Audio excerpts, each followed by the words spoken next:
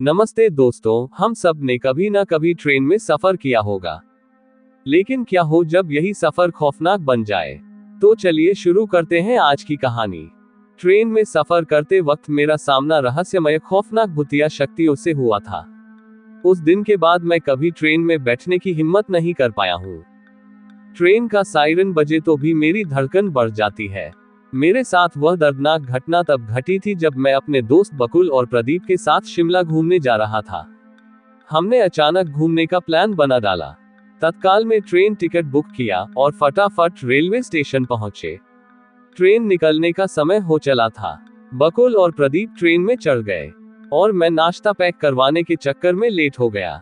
मुझे जोरों की बाथरूम लगी थी तो मैं उधर रेलवे स्टेशन के पास कोने में खड़े खड़े टॉयलेट करने लगा। अचानक मुझे किसी अनजान शक्ति ने जोर का थप्पड़ मारा। मेरे कान में तो जैसे सीटी बज गई। मेरा नाश्ते का पैकेट हवा में उछलकर बिखर गया। आसपास देखा तो कोई ना था, पर मैं जिस पत्थर पर टॉयलेट कर रहा था उस पत्थर से धुआं निकल रहा था। ये देखकर मेरे तो रोंगटे खड़े हो गए। मैं फौरन ट्रेन की ओर भागा और चलती ट्रेन बड़ी मुश्किल से पकड़ी। बकुल और प्रदीप मुझे देखते ही गालियां देने लगे। वह बोले कि कहाँ मर गया था, ट्रेन मिस हो जाती तो। अब मैं उन दोनों को कैसे बताऊं कि मैं किस मुसीबत का तमाचा खा कर आ रहा हूं। ट्रेन ने रफ्तार पकड़ ली और हम तीनों दोस्त भी मस्ती में मस्त हो गए। बकुल और प्रदीप से मैंने तमाचा खाने की और पत्थर से धुआं निकलने की बात बताई, पर वह दोनों तो मुझ पर हंसने लगे। रात हो गई थी। हमने ट्रेन में ही खाना ऑर्डर किया और फिर कुछ ही देर में हम ट्रेन में बातें करते करते सो गए। बकुल और प्रदीप की अपर बर्थ थी और मैं नीचे खिड़की के पास सोया था। तकरीबन रात 3 बजे ट्रेन किसी वीरान जगह पर रुक गई।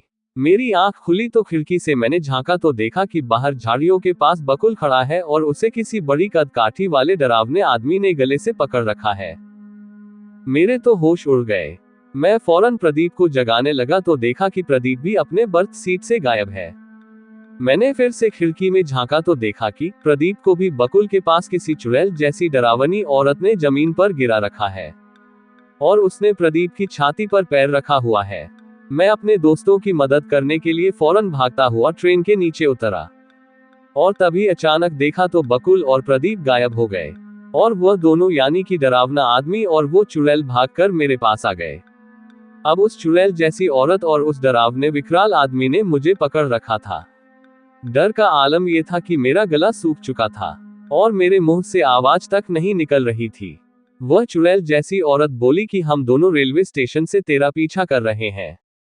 हमारे रहने की जगह को तूने गंदा किया है, इसलिए अब हम तुझे अपने साथ ले जाएंगे और तेरे खून से वह जगह साफ करेंगे।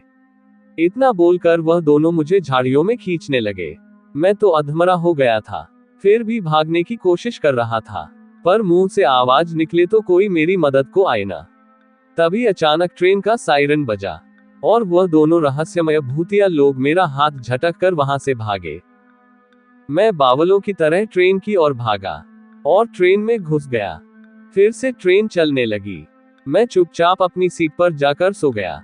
मेरी धड़कनें काफी तेज थी, फिर भी मैंने डरते डरते खिड़की से झांक ही लिया। तभी देखा तो वह विकराल आदमी और चुड़ैल की जोड़ी सामने झाड़ियों में ट्रेन के साथ दौड़ रहे हैं और उन दोनों के मुंह मेरी ओर है। अब मैं खौफ से आतंकित था। मैं दहाड़े मारकर रोने लगा और चीखने लगा। हमारे डिब्बे के सारे मुसाफिर जाग गए और तभी देखा तो बकुल और प्रदीप दोनों कमीने दोस्त अपनी सीट पर से नीचे उतरते हैं। वह बोले कि हम तो उठे ही नहीं हैं, अपनी सीट पर ही सोए हुए थे, जबकि मैंने उन दोनों को ट्रेन में ना पाकर ही उन दोनों को बचाने के लिए ट्रेन से नीचे उतरने का जोखिम लिया था। सब ने मुझे शांत कराया और मेरे दोनों दोस्त फिर पूरी रात जागते हुए मेरे पास ही बैठे रहे। हम फाइनली शिमला पहुंच गए। हम तीनों दोस्त शिमला घूमे, पर ट्रेन के दर्दनाक हादसे की याद मुझे पागल किए जा रही थी। घर वापसी हमने बस में की। घर आने के बाद भी वह भूतिया जोड़ी मुझे डराती रहती थी। एक दिन मैंने अपने पिता से मदद मांगी। पिताजी फौरन मुझे उस जगह पर ले गए जहां पर मैंने टॉयलेट किया था।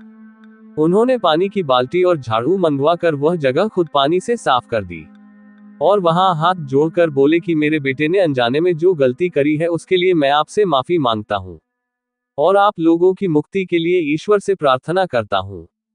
और उस दिन के बाद से मुझे वो लोग दिखना बंद हो गए। और जो डर मैं अपने आसपास महसूस करता था वो भी मुझे महसूस होना बंद हो गया। मैं अपने पिता का बहुत शुक्र अदा करता हूँ जिन्होंने मेरी उस बात को सुना और मेरी मदद की। तो दोस्तों, मैं उम्मीद करता हूँ आपको ये जानकारी पसंद आई होगी। अगर आपको कहानी पसंद आई तो मेरे चैनल को लाइक एंड सब्सक्राइब करें और अपना सपोर्ट दें। मेरे चैनल पर और भी इंटरेस्टिंग कहानियां और जानकारियां आपको मिलेंगी। तो सब्सक्राइब करें और कहानियां एंजॉय करें। जय श्री राम।